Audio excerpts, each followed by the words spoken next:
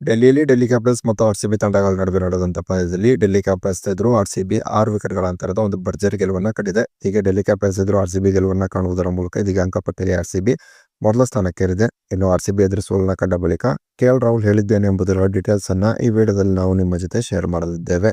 ಈ ಸುದ್ದಿಯ ಡೀಟೇಲ್ಸ್ ಅನ್ನ ಕೊಡುವುದಕ್ಕಿಂತ ಮುಂಚೆ ನೀವು ಆರ್ಸಿಬಿ ತಂಡದ ಅಭಿಮಾನಿಗಳಾಗಿದ್ದಲ್ಲಿ ಈ ವಿಡಿಯೋಕ್ಕೊಂದು ಲೈಕ್ ಮಾಡಿ.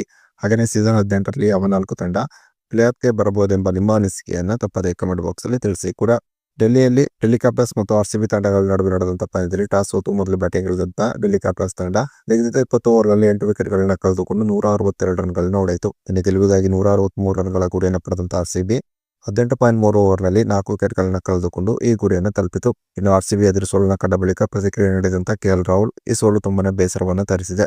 ಒಂದು ವೇಳೆ ಆರ್ಸಿಬಿ ಎದುರು ನಾವು ಗೆದ್ದಿದ್ದರೆ ಅಂಕಪಟ್ಟಿಯಲ್ಲಿ ನಾವು ಮೊದಲ ಸ್ಥಾನಕ್ಕೆ ಏರುತ್ತಿದ್ದೆವು, ಆದರೆ ಅದು ಸಾಧ್ಯವಾಗದಿರುವುದಕ್ಕೆ ಬೇಸರವಾಗಿದೆ.